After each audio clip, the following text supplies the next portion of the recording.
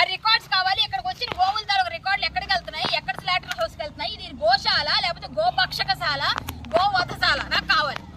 నేను హైదరాబాద్ నుంచి గోవు ముందు కూడా నేను ఆపరేట్ చేసి పంపిస్తున్నా ఇక్కడికి. లాస్ట్ మంత్ పంపించి పంపించలేదు. మళ్ళీ ఇక్కడ ఏమైంది?